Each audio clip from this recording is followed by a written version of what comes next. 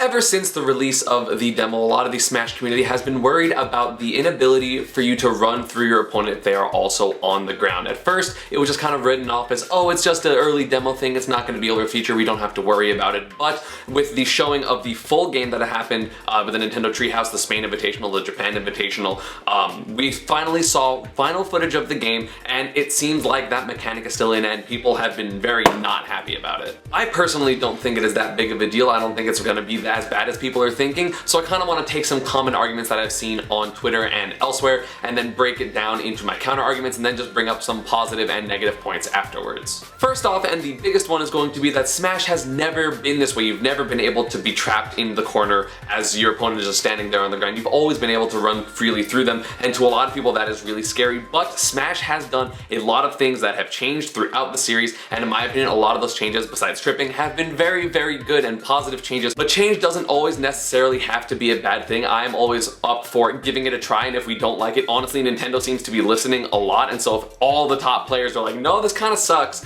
or like it is affecting gameplay in a really, really bad way, then Nintendo will honestly probably be like, yeah, whoops, we messed up, we tried to experiment, boop, it's gone, and now we can play the game like we are used to playing Smash Brothers. It can be an awkward change for veterans though. I mean, using myself as an example, I started playing in 2005, and so 13 years of muscle memory is not gonna have to go down the drain because Smash Ultimate changed the way dashes work. But at the same time, veterans are incredibly good at adapting. You know, we have a really strong mental game, and so any change that can come our way, we can overcome, whether it be the development of the old meta to kind of become something new, or just new games, new mechanics, and things like that. So I'm still looking forward to this change, and I'm looking forward to figuring it out and wanting to like abuse it the most that I can. Another argument people have been using is that there are less movement options because now, you know, if you run into someone, suddenly your movement is halted, and to a lot of people that is problematic. However, especially compared to Brawl and Smash 4, the movement options in this game are plentiful. You have run canceling, you have the ability to turn around out of a dash, you have just quicker dashes in general, so smaller dash dances are possible, or like easier things like cloud movement, like foxtrotting is going to be significantly better. So the movement in this game is still going to be really quick, really nice, and I still don't understand why people are threatening like, oh my god, you have to be on the ground,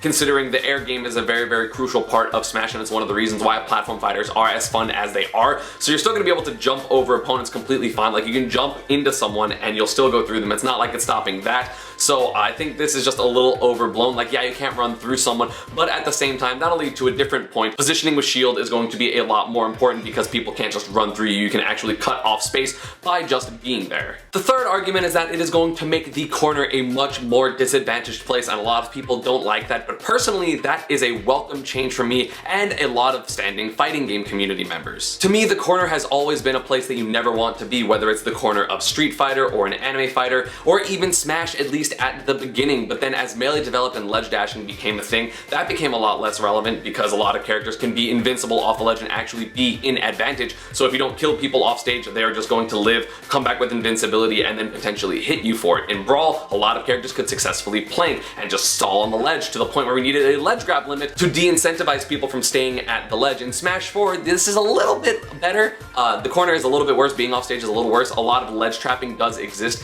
in Smash 4, considering when you get off, your invincibility will be gone regardless of what option you do, but at the same time, a lot of top tiers still kind of made the ledge feel comfortable. Think Bayonetta, think Zero Suit, Sheik, Pikachu, Diddy Kong, Fox, characters that were just able to have a burst option, go through shield, and get out, get back into neutral in center stage, and then we'll continue to play the game. So honestly, I'm really happy that the corner, that the ledge is actually finally a disadvantaged position in this game. And the final argument that I keep seeing is the fact that it takes away moving forward as a counterplay to people trying to do burst options into you. So like, you can't dash forward to make a Meta Knight with his dash attack, or Fox in Melee miss his running shine because they can't run through you and they'll just be able to hit you anyway. This one actually has the least counter argument, but again, I don't really think this is a bad thing. Now moves will actually function the way they are supposed to. You're not gonna have Captain Falcon missing his dash grab because he went too far because that had ridiculous burst range, and now just makes that dash grab objectively better, you know. But the thing is, at the same time, if you're going to have to wait to make sure that you're going to be in range so you don't don't accidentally whiff it, or like, you know, in front of them, then now you're going to be able to leave yourself more open for counterattack or better defensive counterplay such as sidestepping, rolling, etc. And so I really don't think it's going to be that big of a deal. It's just going to force the interactions to actually happen, as opposed to people just being like, oh, I'm going to move forward and hope they miss, and then I won't be able to punish them because I moved forward with a dash or a walk and then they went completely past me, so I'm not going to be able to punish them anyway. So finally, it's going to force interactions. It's going to, because of that, make the game a lot faster. And one thing I do want to touch on real quick is the doubles conundrum, which is pretty much people are not sure if you are able to run through a teammate in doubles. And I kind of just want to touch on this because there has been conflicting information on it. So again, I'm not 100% sure if you can run through your doubles partner, because a lot of the times that the demo was being played, or I guess like the full game demo or whatever you want to call it, team attack has been off. So we don't know if team attack will affect this or not. We don't know if it even happens because there isn't enough footage to exactly confirm or deconfirm whether you can do this. But on the case that you cannot run through your partner, I do want to talk about a few things. A lot of times in doubles, you have the aggressive teammate and then the defensive teammate, the support and the carry. That's just the general dynamic of teams in general. So now this gets a little bit more complicated because the person that is supporting, if they get caught in a bad position, can't just run behind their aggressor because they're not going to be able to. They're going to have to either jump and put themselves in a worse position, or the aggressor is going to have to jump over them, in which case that limits their offense, and you know, it puts you in a position where you are more likely to be parried or just shielded and punished, get thrown into a 2v1 that the defensive player will now have to like come support you. And at the same time, it's going to make positions for aggressors a little bit more difficult because you're not just able to run through whoever's the front line. In order to get to the person in the back and potentially throw them off stage, get an edge guard, or get an early kill on the support player, you're going to actually have to fight the aggressive player, or again, as I mentioned before, jump over them, in which case the support player can run forward, catch you out of position, throw you off stage, and then suddenly there's a bunch of stage positioning that is advantageous for the first team. So it's gonna just change the dynamics of doubles, and in my opinion makes it a little more thoughtful, as opposed to, oh, I'm just gonna run through this guy to get to this person. If I get hit, oh well. It's gonna be like, okay, how do I get to that person? There's another layer of thought before we even get there, and in my opinion, that is a wonderful thing. So now with those common arguments out of the way, I do want to discuss just in general positives that I see about the not being able to dash through people, and this, you know, part of it is also a community thing. Super Smash Bros. Ultimate wants to bring together so many people, whether it be diehard Smash fans, casual Smash fans, people that have never played Smash, people that play other fighting games. They want so many people to play this game. So not being able to dash through your opponent is huge for the fighting game community, because there is, I don't think, not a single game where being able to dash through your opponent is standard other than Smash. I have seen several members of the FGC seeing this change of being, oh, I'm finally interested in Smash, I want to give this a try, you know, this is a wonderful change to me. Like, yes, there are typically some characters that can dash through, whether it be Bison, V-Trigger in Street Fighter V, or just general teleport dashes,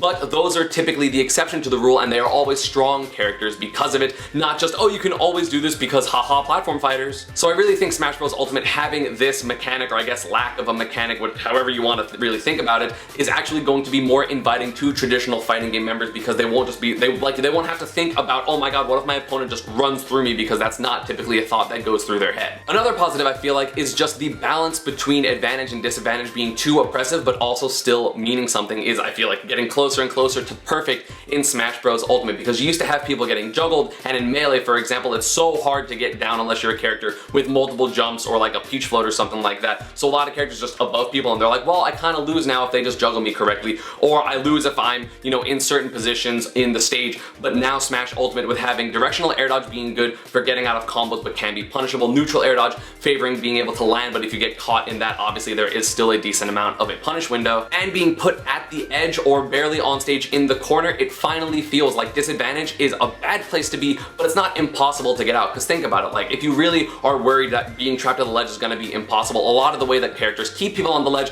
is with long lingering aerials. Think of Chic Nair, think of Diddy Kong Fair, think of multiple, you know, you can have multiple things like such as a Diddy Banana plus his fair, things like that. But, you know, being in the corner, it still is active for the person trying to keep the person in disadvantage. So people are like, oh my god, what if someone just like shields and I can't run through them now and I'm gonna be stuck there? It's like, well, no, you can just dash grab them, which is going to allow you, like, if you're in advantage and you don't want people to go through, you're gonna have to throw out moves, but then if the person in disadvantage shields that, then suddenly they get the punish, and it makes advantage and disadvantage in the corner a little bit more of a mind game, instead of like, hey, this is a bad position, or hey, like in Melee or Brawl, this isn't even a bad position at all, like, you'll just get off the ledge for free, they have to respect you. Along with that, you know, there have been several characters in Smash history that love being in the corner or will run to the corner to feel safe. Think Bayo, think Meta Knight, think Pit in Brawl, think even Fox in Melee, because, you know, he's like, oh, I'm scared chair to the corner, time to go grab ledge dash on, which is obviously difficult, so you know, there is some risk there because you might just die if you mess up your ledge dash, but either way, they have to give up so much space in order to potentially hit you out of doing an option from a place that should be in disadvantage anyway, so again, I just really like this change. Now, with the inability to run through people, you're going to lose characters that are able to run through and pivot grab. You think Anti does that a lot of Nest players will do it, so now position is going to matter for your horizontal kill throws, whether it be forward throw or back throw. You're actually going to want to be either in the corner or to push someone to a corner in order to get your horizontal kill throws, and again, I really like that. I don't like being a threat of a back throw when my back is to the edge, because it feels like, okay, well, I did the thing, you know, I'm so far away from your kill zone threat, and now suddenly I'm gonna die anyway because I held shield for 3 extra frames. Like, that's kind of unfortunate. You know, it allowed Mario, for example, to have a really strong mix-up of, oh, am I gonna run through you and pivot grab, or am I gonna up smash because you're gonna try to jump out of shield or to hit the beginning of a roll, and so it kind of makes the killing a little bit more linear in terms of that, but at the same time, because the corner is so bad, you don't want to put yourself in the corner because then you're going to struggle to get out, you're not going to be able to mount your offense. So again, you kind of don't have to worry necessarily about, let's say, a Mario back throw unless you decide to sidestep or jump or something like that, and then they can pivot grab you, but you will just be like, you're going to be in a bad position regardless, you might just not die for it. Because you can't run through your opponents, now getting through them by other means is going to be a lot more valuable, whether that be jumping, which then makes anti-airs and pivot grabs more viable, whether it be rolling, but that is also punished because the game itself punishes you for doing a bunch of defensive options because your rolls get worse, your sidesteps get worse, the more you do them, so suddenly you're going to have to kind of think wisely about how hard you're going to commit to trying to get out of the corner, because it can punish you later on in the game if you do it too many times. If you keep trying to roll to center, if you keep trying to jump, then people will kind of catch on to that, be able to dash in, you know, punish your landing, parry something like a landing aerial. It's going to be really interesting, and it's going to make characters that have a get out of jail free kind of cards, such as, again, as I mentioned earlier, bouncing fish, flip jump, quick attack, a lot more valuable, because suddenly getting that of disadvantage is going to be a lot more easy for them, especially compared to now. So overall, I just honestly think this is an amazing change for the game. I really am looking forward to how different the corner is going to feel, how different neutral is going to be, because you can't just, like, there have been so many times where, like, I've run at someone and they've run at me and we just kind of dash grab, you know, the opposite way and whiff and just go like, oh, whoops, we gotta, okay, now fight. But so it's gonna just force neutral interactions, and I honestly really enjoyed. And if you enjoyed this content, please give this video a thumbs up, and remember to, if you want, hit the sub button. I would very much appreciate it. And yeah, as always, social media, Panda and partner stuff is down below. Let me know what you guys want me to talk about for Smash Bros, and I will see you all next time. Bye.